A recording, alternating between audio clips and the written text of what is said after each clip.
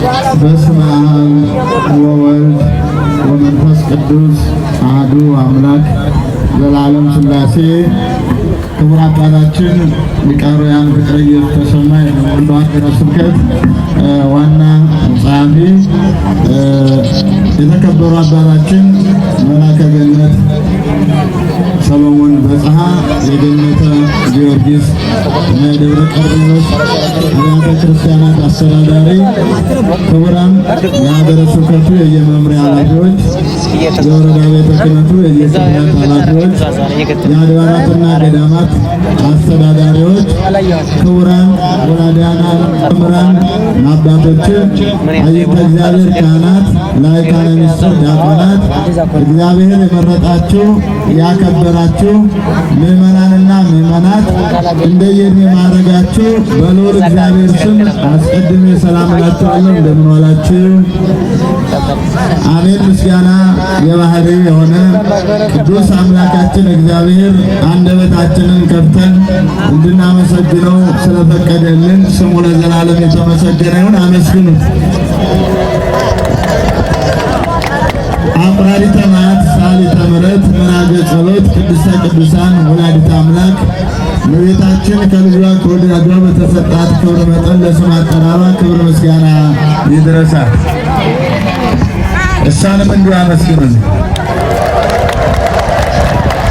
ያው የሚሰማችሁ ሁሉ የእግዚአብሔር ሕገ መንግሥት ቅዱስ ወንጌል ስለሆነ የእግዚአብሔር ቃል ሲነገር ተረጋግቶ ማድመጥ ተገቢ ነው።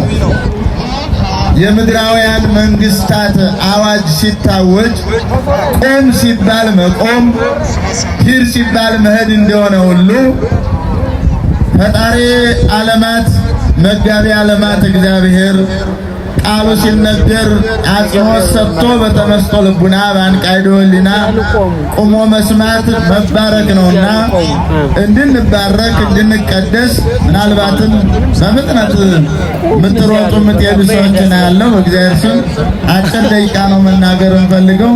አባቶች ስላዘዙኝ ትእዛዙን ለማክበር ነው። ሁላችሁም ከኔ ቀጥላችሁ ትሉታላችሁ። በሰራዊት ጌታ በእግዚአብሔር ፊት በሉ እስቲ ሁላችሁ። አይሰማኝም። በሰራዊት ጌታ በእግዚአብሔር ስም እመጣብሃለሁ። ይህንን ቃል የምናገኘው በመጽሐፈ ሳሙኤል ሁለተኛ ምዕራፍ 17 ቁጥር 45 ላይ ተዘግቦ የምናገኘው ቃል ነው። ቃሉን የተናገረው ልበ አምላክ ተብሎ የሚነገርለት ታላቁ አባታችን ነቢዩ ቅዱስ ዳዊት ነው። ይህ ቃል የተነገረው ደግሞ እስራኤላውያንን ከምድረ ገጽ ለማጥፋት አልሞና አስቦ የተነሳው ጎልያድ ነው። ለጎልያድ ነው የተነገረው። ታሪኩን በአጭሩ ለማስቀመጥ ጎልያድ ፍልስጤማውያንን ወክሎ እስራኤላውያንን ለማጥፋት የጦር መሪ ሆኖ የተሰለፈ ሲሆን ነቢየ እግዚአብሔር ቅዱስ ዳዊት ደግሞ በአንጻሩ ከፍልስጤማውያን ጋር ጦርነት ለመግጠም ከተሰለፉት መካከል ለወንድሞቹ ስንቅ እንዲያቀብል ታዞ የሄደ ገና ብላቴና ስለነበረ በዚያ ስንቁን ለወንድሞቹ ለማቀበል ሲሄድ ንጉሥ ሳኦል አዋጅ እያሳወጀ አገኘው። ምክንያቱም ጎልያድ እንዲህ አለ፣ ለምን የሁሉ ሕዝብ በጦርነት እንደ ቅጠል ይረግፋል? ከናንተ መካከል እኔ ነኝ ያለ ጀግና ነኝ ያለ ይውረድና ከኔ ጋር ይግጠም። እኔ ካሸነፍኩ እናንተ ለፍልስጤማውያን ስትገብሩ ትኖራላችሁ። እናንተ ካሸነፋችሁ ደግሞ ከናንተ ተወክሎ የመጣውን ድል ከነሳይ ደግሞ ፍልስጤማውያን ይገዙላችኋል የሚል ፉከራ ሲያቀርብ በእስራኤላውያን በኩል ደግሞ ንጉሥ ሳኦል ይህንን የሚያሸንፍልኝ ድል የሚነሳልኝ የመንግስቴን እኩሌታ ሰጠዋለሁ፣ ልጄንም ድርለታለሁ የሚል ነበር። ግን ደፍሮ የተነሳ ማንም አልተገኘም። ስንቅ ለማቀበል የሄደው ያልታሰበው ያ ብላቴናው የእግዚአብሔር ሐሳብ በውስጡ ያደረው እንደ ልብ የተባለው ዳዊት ይህን አዋጅ ሲሰማ እነሆ በልቡ ፍቅረ እግዚአብሔር ተቀጣጠለና ወደ ንጉሡ ቀረብ ብሎ እኔ አሸንፈዋለሁ አለ። እኔ ይህንን አስወግደዋለሁ ይፈቀድልኝ አለ። ሁሉም ናቀው ዳዊትን፣ ናቁት ዳዊትን። የጦር መከላከያ ጥሩሩን አለበሱት ከራስ ጥፍሩ እስከ እግሩ ፀጉር እስከ እግሩ ጥፍር ድረስ። ይህ እንደማይመጥነው አያስፈልገኝም ለመራመድም አላስቻለውምና እሱን አስቀምጦ ወንጭፍና በትር ይዞ ወደ ጎልያድ ሲገሰግስ ጎልያድ በአማልክቶቹ ስም እየረገመ በእውነት እኔ ውሻ ነኝን? የእግዚአብሔርን ሰው እንዲህ አለው ዳዊትን፣ ውሻ ነኝን? ብትር ይዘህ ወደ እኔ የምትመጣው ና ለሰማይ አሞራዎች አይዋፎች ስጋህን ቆራርጬ እጥለዋለሁ እያለ በአማልክቶቹ ስም ይረግመው ጀመር። የእግዚአብሔር ሰው ያ ብላቴናው ዳዊት ግን እንዲህ አለው፣ አንተ ከውሻ ታንሳለህ። ውሻ ጌታውን ያውቃል፣ አንተ ፈጣሪን አታውቅም። እግዚአብሔርን ትሳደባለህ፣ የእግዚአብሔርን ሕዝብ ትንቃለህ። አንተ በአማልክቶች ስም ብትረግመኝ እንኳን በእስራኤል ጭፍሮች አምላክ በሰራዊት ጌታ በእግዚአብሔር ስም እመጣብሃለሁ አለው። ሁላችሁም በእግዚአብሔር ስም በሉ፣ እመጣብሃለሁ። ይህንን ተናገረውና ዋንሰነ ሳይኩ ሰለስተ አይባነ ውስተ ፈለግ፣ ከዚያ ካሸዋው ከወንዙ መካከል 3 ድንጋይን አንስቶ በወንጭፉ አደረገና እያዋዛ ስመ እግዚአብሔር እየጠራ ጎልያድ እየበከረ ባለበት ሁኔታ እነሆ ስመ እግዚአብሔር ጠርቶ ቢወረውረው ፈነወ መልአኩ አዳነኒ ነው። መልአኩ በጎልያድ አናት ላይ ያለውን መከላከያውን ጥሩሩን አነሳለትና ዳዊት የወነጨፈው ድንጋይ ከጎልያድ ግንባር ስክት እንዲል አደረገው። ያን ጊዜ ጎልያድ ወደቀ። ወአንሰነ ሳይኩ ዘእምላዕሌሁ ሰይፈ ወመተርኩ ርእሶ ለጎልያድ፣ ጎልያድን አንገቱን ቆርጦ ጠላትነትን ከእስራኤል አስወገደ። ክብር ለሥላሴ ነው። ይህንን ያነሳሁበት ምክንያት ከሰማዕቱ ከቅዱስ ጊዮርጊስ ጋር ታሪኩ ስለሚነጻጸር ስለሚዛመር ነው። ቅዱስ ጊዮርጊስ እንደሚታወቀው የ20 ዓመት ወጣት ሳለ የስንት ዓመት ወገኔ? የ20 ዓመት ወጣት ሳለ ወደ ማዕከላዊ መንግስት ባቢሎን ፋርስ ሂዶ እጅ ነስቶ ያሳድገው የነበረው ቀርሞ 10 ዓመት ሲሆነው አባቱ ዘረንቶስ መስፍነ ልዳ ስለነበረ ሙቷል። እሱ ሲሞት ደግሞ ሌላ የተተካው ወስዶ ፈረስ መጋለብ፣ ቀስት መወርወርን አስተምሮታል። የእሱን መንግስት ደግሞ ለማሸጋገር ልጄን አጋብቼ ጊዮርጊስን አንግሼ ይህችን አገር ይመራታል ብሎ ሲያስብ ጥበበ እግዚአብሔር በውስጡ ነበረበትና እሱም ሞተ። የዚህን አገረ ግዛት ለመረከብ ወደ ማዕከላዊ መንግስት ሲሄድ 70 ነገስታት ጣዖት አቁመው ለጣዖት እየሰገዱ እየተንበረከኩ አገኛቸው። ያን ጊዜ ቅዱስ ጊዮርጊስ አጅበውት የሄዱትን አካላት በሰላም መልሶ የያዘውን እጅ መንሻ ለነገስታቱ ለነዳያን መጥቶ ስለ ክርስቶስ መመስከር ጀመረ። እናንተ ዓይን እያለው እማይ፣ ጆሮ እያለው የማይሰማ፣ አንደበት እያለው የማይናገር፣ እጅ እያለው የማይዳስስ፣ እግር እያለው የማይራመድ ጣዖት አቁማችሁ ትሰግዳላችሁ። እኔ ግን በእግዚአብሔር በሰራዊት ጌታ በእግዚአብሔር ስም እመጣባችኋለሁ። አምላክ ወልደ አምላክ ከሰማየ ሰማያት የወረደው ቅድመ ዓለም ያለ እናት የተወለደው ዲረ ዓለም ደግሞ ያለ አባት የተወለደው መድኃኒት ክርስቶስ ለሰው ልጆች ራሱን አሳልፎ የሰጠው ቀራንዮ ላይ እንደ ብራና የተወጠረው ነፍሱን አሳልፎ ስለ ወዳጆቹ ፍቅር የሰጠው አምላክ እሱ ነው። በእግዚአብሔር ስም እመጣባችኋለሁ ብሎ መገዳደር ጀመረ የእግዚአብሔር ልጆች እና ቅዱስ ጊዮርጊስ ብዙ መማፀኛና መማለጃ ማዕከላዊ መንግስቱ አገሪቱን ከፍሎ እንደሚሰጠው ግን እንዳይናገር ዝም እንዲል ብዙ ጥረዋል፣ ብዙ አድርገዋል። ሰማዕቱ ቅዱስ ጊዮርጊስ ግን ከምድራዊ መንግስትነት ይልቅ ሰማያዊ መንግስትን መረጠ። የእግዚአብሔር ሙሽራ መሆንን መረጠ። ስመ እግዚአብሔርን አነገበ። ምእመናን እስቲ በስመ አብ በሉ። በስመ አብ ወወልድ ወመንፈስ ቅዱስ አሐዱ አምላክ። አጋንንት የሚርቁት በዚህ ስም ነው። ደስ ይበላችሁ ወገኖች፣ ያለዚህ ስም አይርቁም። አያችሁ አባቶቻችን የትኛውንም ስራ ሲጀምሩ አርስ፣ እቆፍር፣ እጽፍ፣ እደጉስ፣ እማር፣ አስተምር፣ እሰራ፣ አሰራ ቢሉ ያለ ስመ እግዚአብሔር የሚሆን ነገር የለምና ስመ እግዚአብሔርን ይጠራሉ። አአትብ ወእትነሳ ብለው ስመ ሥላሴን ጠርተው በስመ ሥላሴ አማትበው ወደ ስራ ይገባሉ። ስራቸውን ይከናወንላቸዋል። እና ቅዱስ ጊዮርጊስ ስመ እግዚአብሔር ነው የጠራው። አሁን እኛ ሞኞች ነን። ሲያነቅፈን የቅድመ አያታችን ስም ነው የምንጠራው። የቅድመ አያታችን ስም አያድንም። የሚያድነው የእግዚአብሔር ስም ነው። በእግዚአብሔር ስም ተገዳደራቸው፣ መሰከረ ቅዱስ ጊዮርጊስ ስለ አምላኩና የሚያጠፉበት እንደው ከጊዜ አንጻር የሚያጠፉበትን ስልቶች ልንገራችሁና እግዚአብሔር እንዴት እንዲያዳነው ከሱ ተምረን ብቻ የቅዱስ ጊዮርጊስን ስም መጥራት ነው። ቅዱስ ጊዮርጊስን ብዙ መከራ አድርሰውበታል፣ ፈጭተውታል። በመንኮራኩር በብረት ምጣድ ስጋውን ቆልተውታል፣ አመድ ዶቄት አድርገውታል። ምን ያልሆነ ነገር አለ? አምላኩ ከሞት አስነስቶታል። ምእመናን የወደቀውን የአለቀውን የመነመነውን የደቀቀውን ተስፋ እግዚአብሔር ይቀጥላል፣ ማዳን ይችላል። ጥበቡ፣ ኃይሉ፣ ስልጣኑ የእግዚአብሔር ነውና እንዲህ አሉ።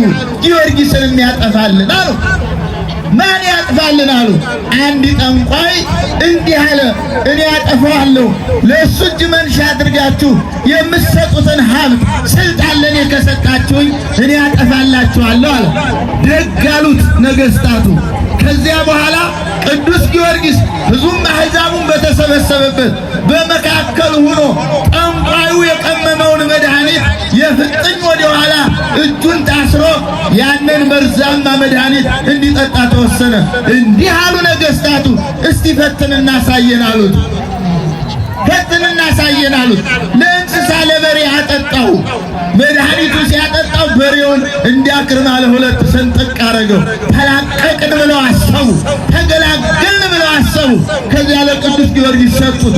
የኋሊት ታስሯል። ቅዱስ ጊዮርጊስ በምን ይባርከው? ያንን መርዛማ በጽዋ አድርገው መሞቻውን መግደያውን ሲያቀርቡለት በስመ አብ ወወልድ ወመንፈስ ቅዱስ አሐዱ አምላክ ብሎ በአንደበቱ ባርኮ ግጥም አድርጎ ሲጠጣው ዋደለ ገጹ እምብራ ምስብኢተ ብርሃነ ፀሐይ፣ ከፀሐይ 7 እጅ እንኳን ሊሞት ፊቱ አበራ። የቅዱስ ጊዮርጊስ ጠላት አፈረ። ይህን ቀምሞ ያጠጣው ያ በተተኛው ጠንቋይ በአምላከ ቅዱስ ጊዮርጊስ አመነ ይላል። የእግዚአብሔር ልጆች ስመ እግዚአብሔርን ሲያነግቡ ጠላታቸውን እያሳመኑ ለመንግሥተ ሰማያት ክብር እያበቁ ነው። አንዱ ይሄ ነው። ሁለተኛ ምን እናድርገው ብለው አሰቡ። በሚገርም መልኩ እስቲ በረሃብ ይሙታል አንዱ መፍትሄ ያመጣው መፍትሄ አመንጭ የተባለው አካል በቃ በረሃብ እንዲሞት ማድረግ ነው። ጊዮርጊስን አለ የዲሃ ዲሃ ተፈልጋ ከጨው በስተቀር የምትቀምሳት የሌላት መበለት በከተማ ውስጥ ከእሷ ቤት ቅዱስ ጊዮርጊስ በሰንሰለት ከምሰሶ ጋር እንዲታሰር ተወሰነበት። አይሞኝ አንተ ሞኛቱን የእግዚአብሔር መርዙን ሞትን ወደ ሕይወት የቀጠለ እግዚአብሔር ከሰማይ መና አውርዶ ስጋ አውርዶ መመገብ ከዓለቱ ላይ ውሃ አፍልቆ መመገብ የሚችል እግዚአብሔር አንድ እንጀራ የሚያጣ መስሏቸው ለቅዱስ ጊዮርጊስ ወስደው አሰሩት። ከዚያ በኋላ ተመልከቱ፣ እግዚአብሔር ለበጎ ነው ሁሉን ነገር የሚያደርገው። በዚያች ዲሃ ቤት ሲታሰር በረሃብ ተቃጥሎ ይሞታል ብለው አሰቡ። ያቺ መበለት ዲሃ ጥቁር እንግዳ ከቤት ያመጡብኝ እንዴት ሊሆን ይችላል? ለምን መረጡኝ አለች። አዘነ አዘነች። ለሷም ለቅዱስ ጊዮርጊስም እንጀራ ጠይቃ ወደ ሰፈር ለምን ለማምጣት ስትወጣ ጊዮርጊስ የታሰረበት ምሰሶ ያ አምዱ ያችን ጠማማ ጎጆ ግንጥል አድርጓት ማንጎው፣ አቮካዶ፣ ሙዙ፣ ፓፓያው በምድር ያለ ፍሬ ሁሉ ዘመመመመመ ብሎ አገኘችው። ተጠራጠረች። የት ነው አይደለም እያለች ምልስ ክልስ እያለች አየችው። ስትገባ ልክ ነው የሷ ቤት። አንተ የክርስቲያኖች አምላክ ሰው መስለህ ተመስለህ መጥተህ ከቤት የገባው አንተ ነህ። ከቤሎ ብሲት መበለት ለብፁዕ ለቅዱስ ጊዮርጊስ ሰናየ ገድለ ተጋደልከ አምደ ቤት የዛፈልከ ይሄን የደረቀውን ምሰሶ ያለመለምከው መልካም ገድልን ተጋድለሃል። እኔ ሌላ ጉዳይ አለብኝ አለችው። ሌላ ጉዳይ አለብኝ። ተመልከቱ፣ እንጀራ ልትለምን ነው የወጣችው እቺ ሴት። ስትመለስ ዘመም ያለ ልዩ ተአምራት ተፈጽሞላታል። ልዩ ነገር አይታለች። ጓዳው ስትገባ ማንም ያልጋገረው እንጀራ በመሶቧ ሙልት ብሏል። ደስ ይበላል። በመሶቧ ሙልት ብሎ የት እንደመጣ የማይታወቅ እግዚአብሔር የባረከው እንጀራ። አንተ በቅዱሳኑ አማላጅነት ስታምን የጎደለው ሁሉ ይሞላልሃል፣ የጠመመው ይቀናልሃል፣ የሚቆራረጠው ማንነት ይስተካከልልሃል። ችግሩ ከእምነት እየራቅን በእግዚአብሔር ሐሳብ አልጓዝ እያልን ስመ እግዚአብሔር አልጠራ እያልን እየረሳ ነው እንጂ ስሙን ጠርቶ ያፈረ ማን አለ? ስትገባ የቅቤው ዕቃ ሙልት ብሏል፣ የዘይቱ ዕቃ ሙልት ብሏል። ምን የጎደለ ነገር አለ? የከተማው ቁጥር አንድ ሀብታም ሆነች፣ በረከተላት፣ እግዚአብሔር አትረበረበላት። በረከት ሌላ ጉድ ያለ ደግሞ ይህ አንድ ችግር ሲቀረፍ አይኑ ማይ ጆሮ ማይሰማ እግሩ ማይራመድ ማይላወስ ማይንቀሳቀስ አንደበቱ ማይናገር ገመና ከውስጧ ነበረ ልጇ። የክርስቲያኖች አምላክ ይህን በረከት የሰጠኝ ያበረከት ከፍ ከፍ ያረገኝ ግርማ ሞገስ በዚች ከተማ መካከል የሰጠኝ ይኸውልህ ብላ አቀረበችው ልጇን። ያን ጊዜ አምላከ ቅዱስ ጊዮርጊስ ወገኖችን ፈወሰላት ይላል። ፈወሰላት፣ ችግሯ ተቀረፈላት። ምንም እንኳን የማዳን ስራው በሁለት ጊዜ የተፈጸመም ቢሆን ጠላትን አሳፍሮ ታሪክን ቅዱስ ጊዮርጊስ ቀየረ። እንዲህ ሙቷል ተብሎ ሲታሰብ የሰውን ታሪክ እየቀየረ ነው። አባቶቻችን ስመ እግዚአብሔርን አንግበው ሲሄዱ ጠላትን እያራቁ ዳብቆስን መድረሻ እያሳጡ ምዕመናኑን እየባረኩ ነው። ዛሬ ከተማ ሕዝብ ቅዱስ ጊዮርጊስ ባርኮሃል፣ የጎደለውን ሞልቶልሃል። በእምነት ከተቀበልክ ሁሉ ነገር ከአንተ ጋር ነውና ደስ ይበልህ። ያደርገዋል አምላከ ቅዱስ ጊዮርጊስ በደመና ምሕረቱ ጋርዶ ያንን ቃጠሎ አስወግዶ ደስ በሚያክል አየር እየመገበ እግዚአብሔር። እንዲህ ነው የምንባረከው አምነን ስንቀበል ነው በእግዚአብሔር። አሁን ብዙዎቻችን ከመብላታችን በፊት ስመ እግዚአብሔር አንጠራ። ትጠራላችሁ? ምእመናን አደራችሁ፣ ሳይባረክ አይበላ። አንድ ወቅት የልዩ ልዩ እምነት ተቋማት ልክ ነው ሐሳባቸው አንድ አድርጎ ሃይማኖተኞችንም አስማምተው ለመምራት ያሰቡ ሰዎች ከዛሬ 10 ዓመት በፊት በመካከሌ አንድ አባት ያሉ በጋራ ማዕድ ቀረብ። አስቡት፣ የሰባት ቤተ እምነት ተከታይ መሪዎች ናቸው ያሉት። እንዴት አድርገን እንቁረሰው? በጣም ተቸገር። ያስቸግራል አይደል? ከዚያ በኋላ አይጥልም። ከዚህም ከሰላጣው አለህ፣ ከዚህም ከሽሮ፣ ከዚህም ከቀይ ወጡ፣ ከዚህም ይብሉ ብሎ ያርጎ ባረከው። አየህ፣ ያደርገዋል እግዚአብሔር፣ ይቀበለዋል አይቀበለው። እንዲህ ነው። በጭንቃችን ጊዜ እንኳን እጅ ተሰጥቶን ማማተቢያ እንኳን መስሪያ ተሰጥቶን ቅዱስ ጊዮርጊስ እንዲህ ነበር ባርኮ የጠጣው። እና ምእመናን አልሞትላቸው አለ። ቢሞትም ተነሳ ቢገድሉት ምን እናርግ ብለው አሰቡ። የዛሬው ታሪክ የሚያስታውሰን ፈጭተው ቆልተው አመድ አድርገው ዶቄት አድርገው ደብረ ይድራስ የሚባል ተራራ አጽሙን ዘሩት። ስሚዛ የሚባል ቅጠል አለ። ወደዚህ አካባቢ አላውቅም፣ ቆላው ሞልቷል። ሊቃውንቱ እንደሚናገሩት ቅዱስ ጊዮርጊስ ሰማዕቱ ለእግዚአብሔር። የሚገርም እኮ ነው። አንደበት የሌለው ግዕዝ የሌላቸው እንጨቱም ድንጋዩ ቅዱስ ጊዮርጊስ ሰማዕቱ ለእግዚአብሔር የእግዚአብሔር ምስክር ቅዱስ ጊዮርጊስ የጊዮርጊስ አጽም ያረፈበት ሁሉ ድንጋዩም እንጨቱ ስመ እግዚአብሔር ይጠራ ነበረ። ያንን አመድ የሆነው ዶቄት የሆነው የተበተነው እረፍት ሲሉ እንዲህ አደረጉት። ተግባሩን የፈጸሙት አካላት ወደ ማደሪያቸው ሳይመለሱ እግዚአብሔር በስልጣኑ መልሶ ጊዮርጊስን አንስቶ ቀድሟቸው እሱ ተገኘ። ክብር ለሥላሴ። ና ቅዱስ ጊዮርጊስ 3 ጊዜ የሞተ 7 አክሊልን የተቀዳጀ በስሙ በቃል ኪዳኑ ለተማጸኑት እስከ 7 ትውልድ ድረስ እግዚአብሔር ወደፊትም ወደ ግራም ወደ ቀኝም ወደ ኋላም እንደሚምርለት ቃል ኪዳን ገብቶለታል። አስራት አድርጎ ኢትዮጵያን ሰጥቶታል።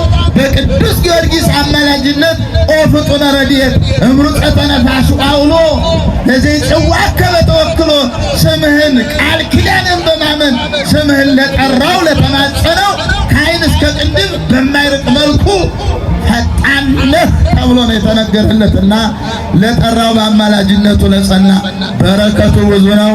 በእግዚአብሔር ስም በማን ስም እመጣብሃለሁ። ጎልያድን ዳዊት አስወገደ።